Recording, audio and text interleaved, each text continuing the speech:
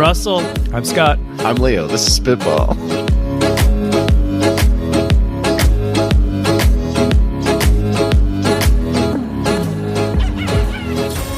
Welcome to Shark Stank, the rowdy show where... hold on a second.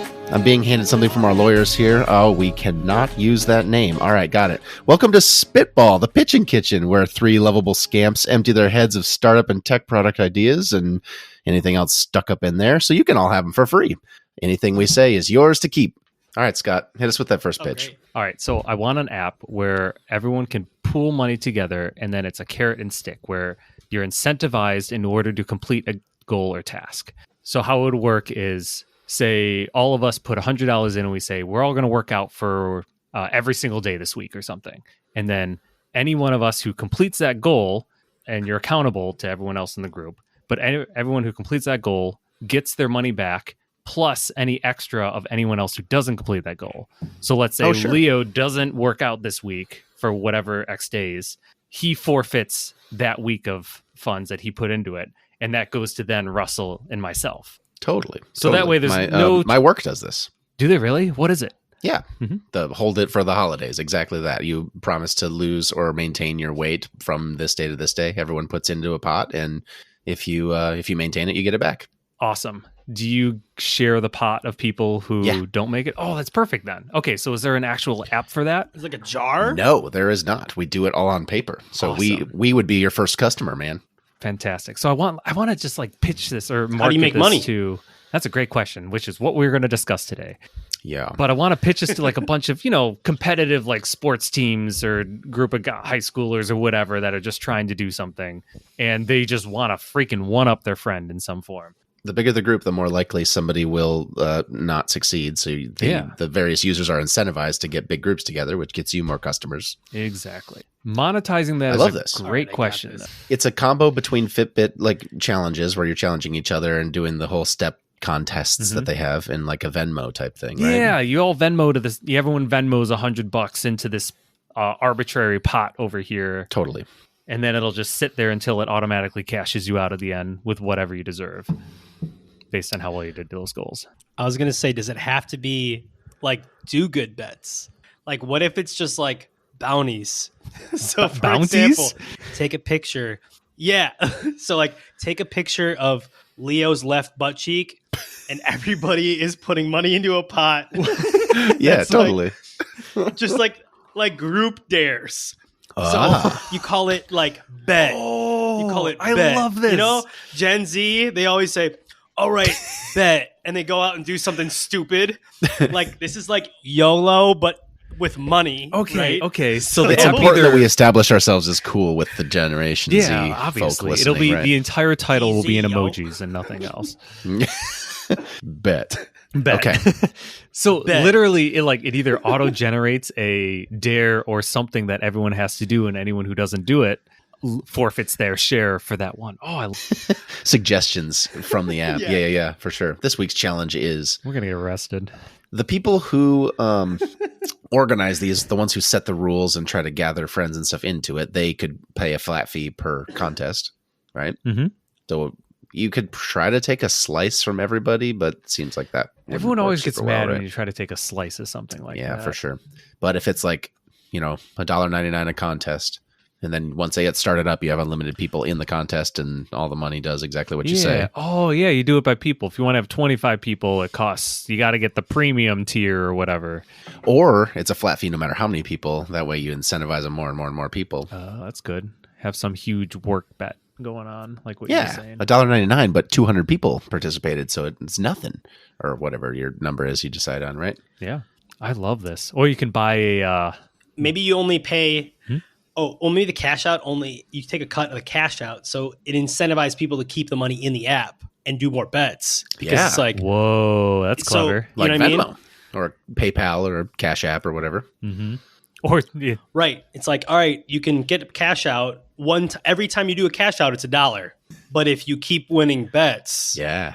You save up your cash outs and you do $1 cash out for $1,000 instead of 30 $10 ones. Okay, keeps the bets going. Or you do affiliate deals. So you've got like the local Nike store will do a 1-for-1, but they'll pay you to be one of the cash out options. You know, you can get a $100 gift card for 90 bet bucks or whatever. Oh, I love that. Dude, the what are those challenge, all right? You go to random people, you take a picture of the worst pair of shoes, and you all bet on who's... What are those? You know that meme? Yeah. I very much, yes. Russell's the chief creative officer for this. All he does is sit there all day and generate random crazy ideas for makes millions of people across the country do insane TikTok challenges. God forbid they'll lose their $10 into this app that they put in if they don't hijack a car or something.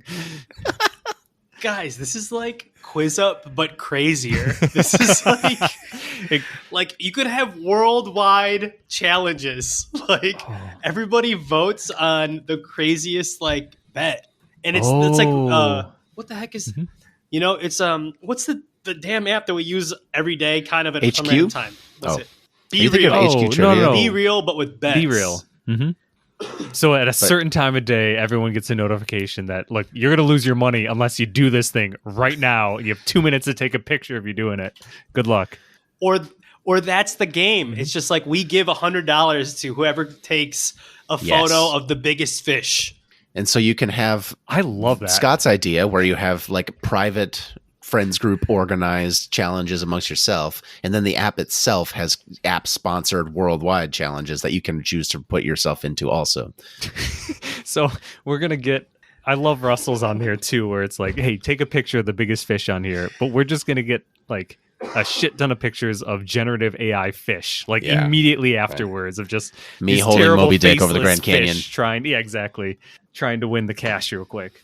And we're gonna a bunch of scripts. All right, it's got to be like 3-second clips or something. It's got to be like something really hard to make in AI. Dang, I don't know. I like that a lot, actually.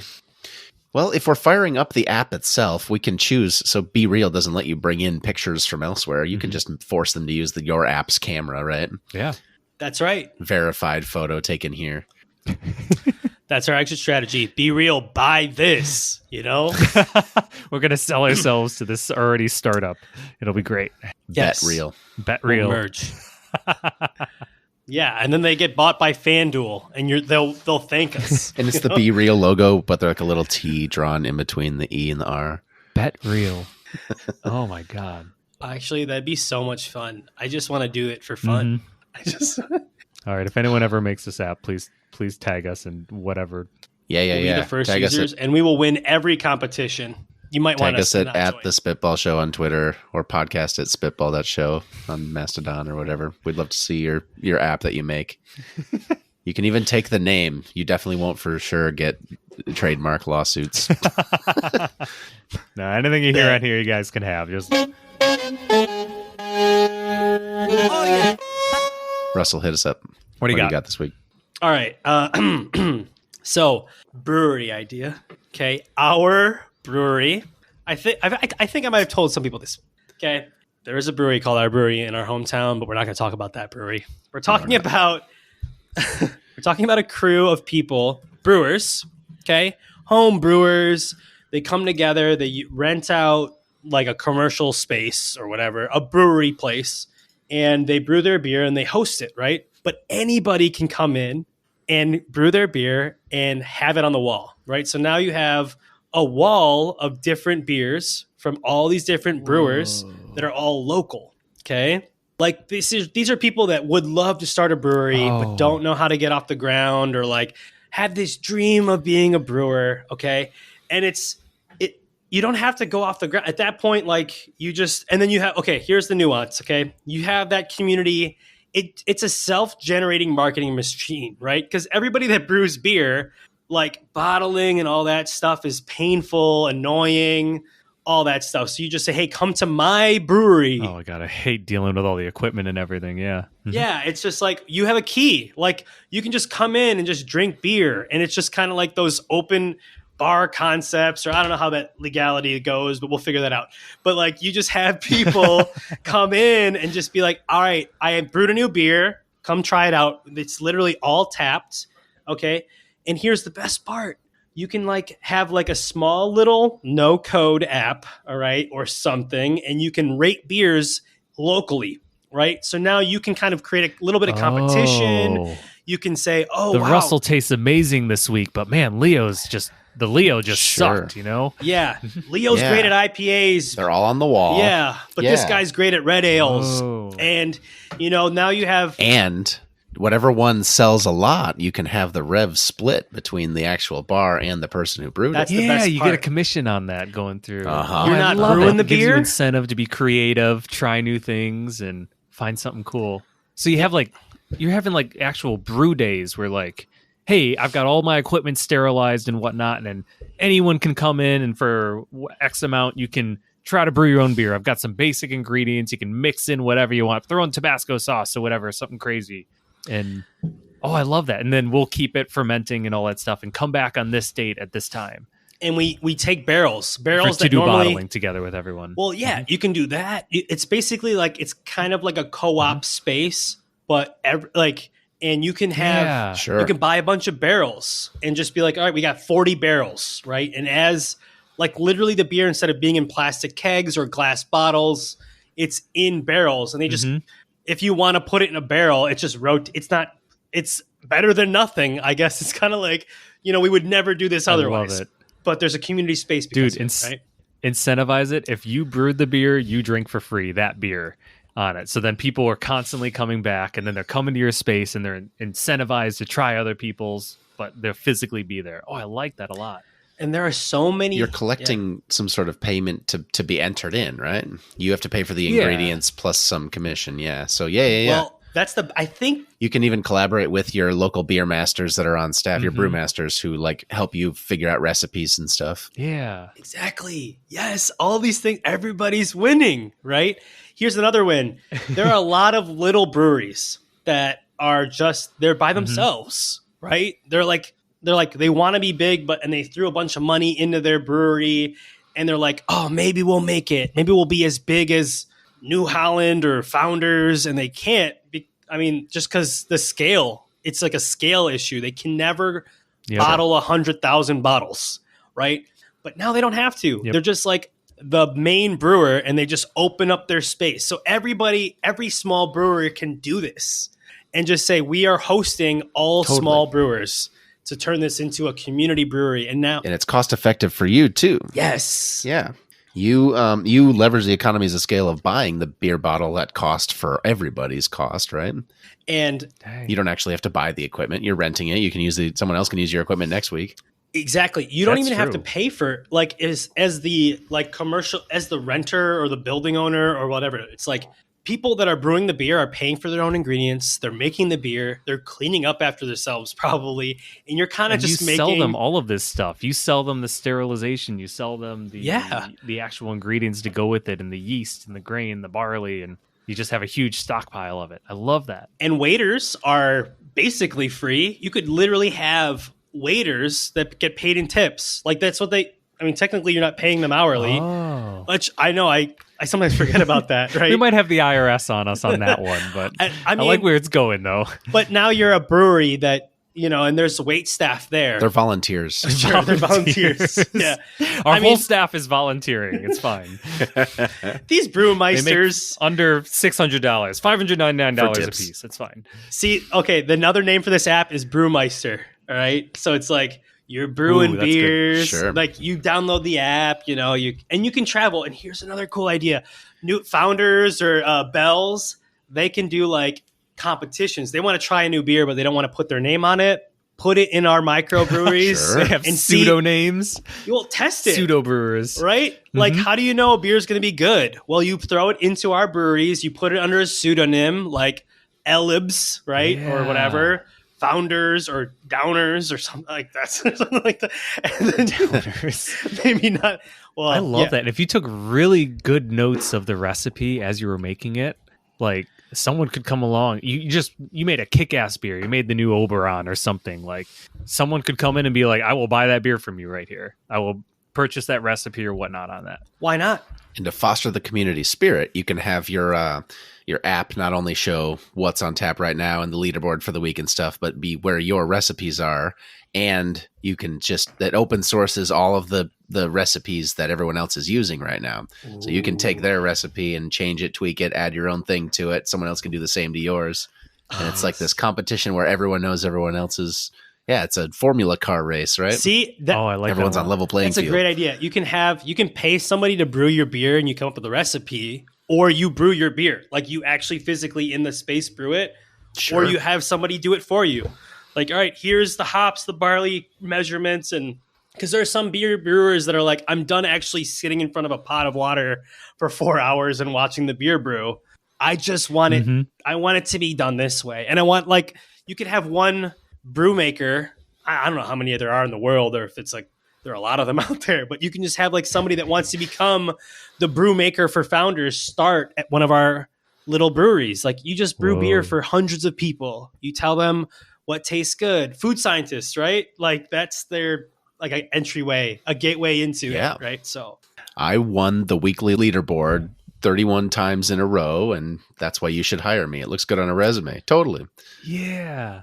The mainstays make themselves at that point, right? Because they're making money. Like in a way, the brewers are making money to brew their own beer. And if they're hot sellers, I'll just make it again and again and again. And you can be selling them the bottles, the labels, the everything. Like you're in complete control at that point. You have so many opportunities to just keep upselling. I love it. Russell's app definitely has a little like draw or import your picture for your label, and we'll put it on the front. But it has our logo in the bottom corner, right? Of course. What would Spitball beer look like? What would the Spitball brew be? Spitball beer. I wouldn't drink Spitball beer. Yeah, that has some word construction there that is not the most appetizing. Yeah. Yeah.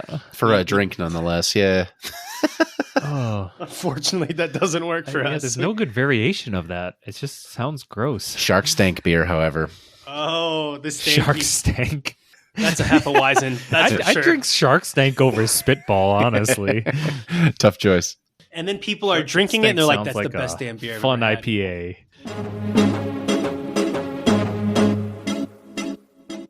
All right, Leo, what do you got? I unfortunately have something less bro-y and more wholesome. I'm coming to you today with a product idea. So I think a lot. I have a 1-year-old and 3-year-old, so I think a lot about user interfaces and all that for kids, right? As every parent does. Yeah, right. How do I make them more independent so they stop needing me to look stuff up for them?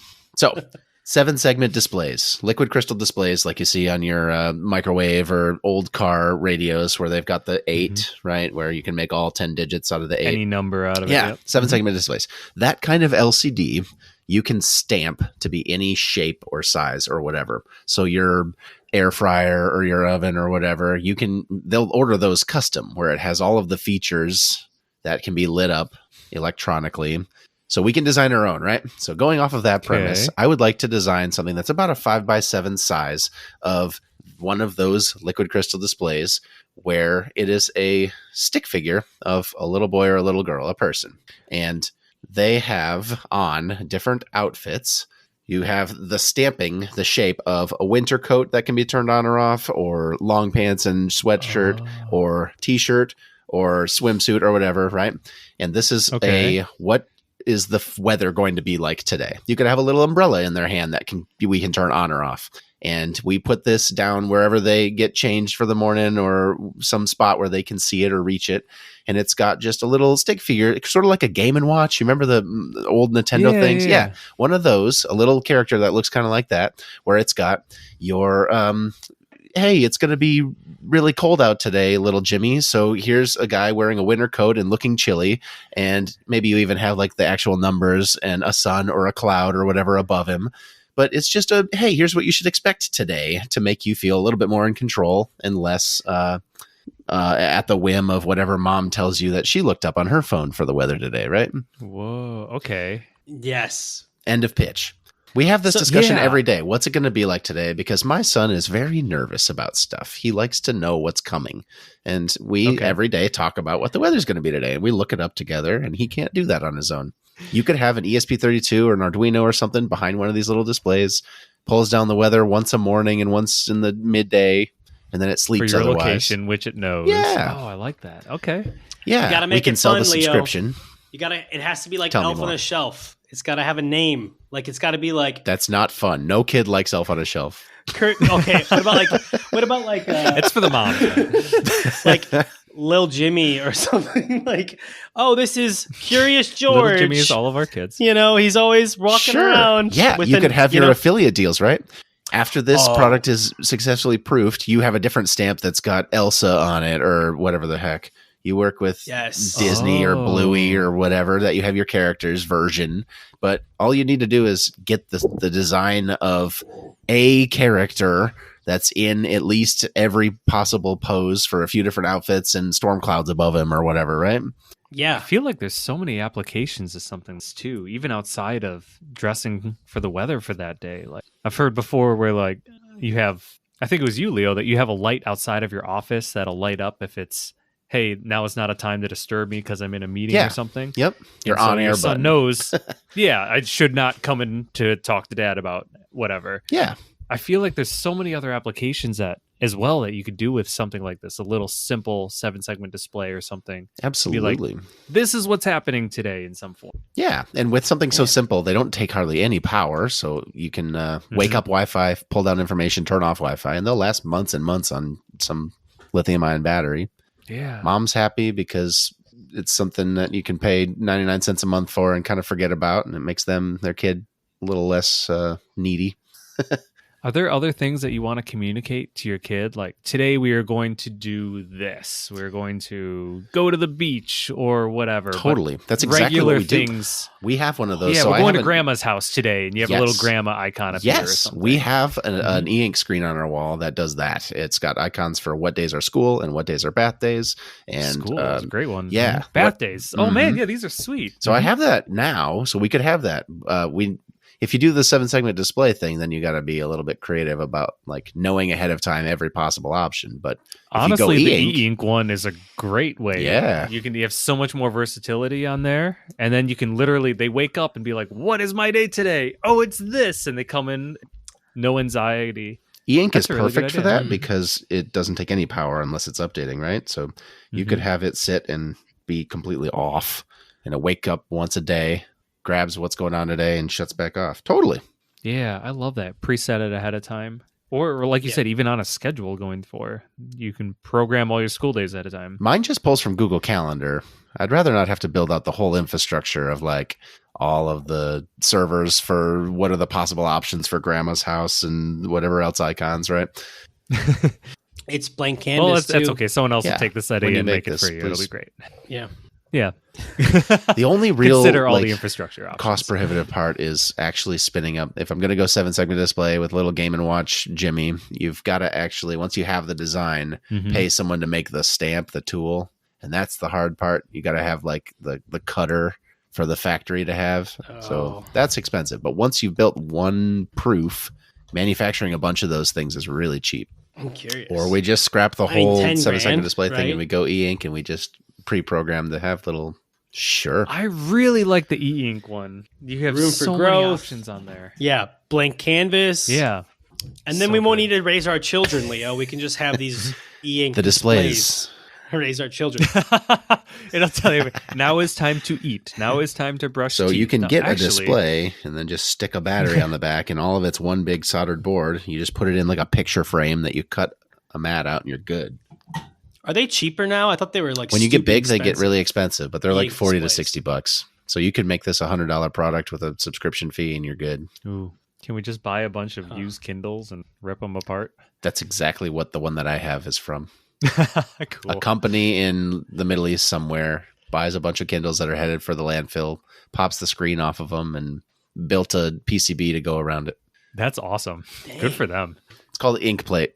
They are not a sponsor of the show, but I love them. Not a sponsor yet. Oh man, We have so Not many yet. sponsors. We have to check the list each time to make sure they're not on. dude. I feel like children calendaring is like really difficult. Like that's a problem. Like when you have 2, 3, 4 kids, especially when they're going to school, got different play dates. You're just like feed them, nap times. You're just like, how do you manage all that? You need a calendar. You need something. It's yeah. I've heard like One of my coworkers has like a stoplight that they keep in their kid's room where it's just like, red, yellow, green or whatever. And it's literally like if it's red, it means it is still bedtime. You shouldn't come out of your room yet because it's 4 a.m. or something. Like you can't leave the room until it turns green at whatever time you set it. And the kids like really respond to that. They really respect the stoplight. I don't know if you've seen that before. Is that a product that's already exists? We have the exact same setup. It's great. Yeah. Does everybody make their own version? Hatch. Oh, okay. Oh, Hatch. Oh, yeah, I have Hatch. Hatch. Yeah, it's a sound machine. Do you have one? Yeah, I didn't know they had alarms and stuff for that. Or I guess it's just crazy to me how much they like live and breathe by it, though. Which means that your e-ink guy would be great for that. The Hatch little sound machine guy has like a RGB that you can put timers on, and that's exactly what it's for. Yep. Oh my gosh, I didn't know I had one of these already. That's so clever and simple. And that's the kind of public service this show's all about. Oh yeah, a product already exists that I already own. Boom. Oh, man. You were about to pitch me on the thing that you have at home right now, dude. Done. Yeah. And it's a sound what machine. What a great idea this would be. Won't someone make this?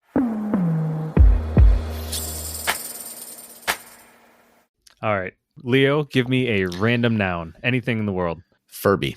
Okay, we're going to add the word smart in front of it. Russell, what are multiple features of a smart Furby? Smart Furby.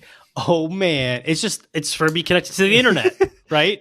So anything you ask it, it responds with an answer from the internet. It's Alexa Furby.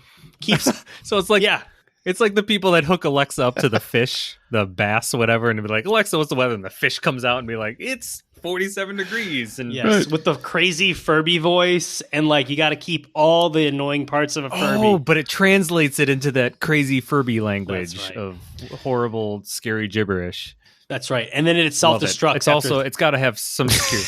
30 seconds. Of course it does. As all Furbies should. You got to pull it right from the OpenAI API so that you can befriend it, learn to enjoy your time with it, grow a relationship with it. Oh, God. That's dude, so next year that's happening. That's like, we don't even need to put on the podcast because like, there's going to be 30 Tickle Me Elmo AIs. Smart Furbies. Oh, God. Yeah. Cameras in the irises on each of them, facial recognition going through. All right. I don't like Smart Furby. You do not have my investment. You talked me out of it. We literally go to pitches to talk them out of this and how terrible idea it is because we don't want this in the world. The anti-pitch. Love me. I am Furby. The anti-pitch. Hey, that's a good idea for a podcast. Well, thank you for listening. We hope you enjoyed yourself here tonight. Our website is spitball.show. Stop on by to learn more about what we're doing here. Find out about our upcoming arena tour, all that stuff. Email us feedback, comments, anything. We'd love to hear from you all. Seriously, we're podcast@spitball.show. Anything, if you have please submit your ideas. Submit your ideas to us. Tell us if you're going to take an idea and run with it. We'd love to hear from you. Same with social media. Follow us on social media. We're at The Spitball Show on Twitter and podcast@spitball.show on the Fediverse, such as Mastodon. Our subreddit is Spitball Show. Our intro-outro music is Swingers by Bonkers Beat Club. Hit us with that 5-star review on Apple Podcasts and subscribe wherever you get your podcasts. We will see you in the episode next month.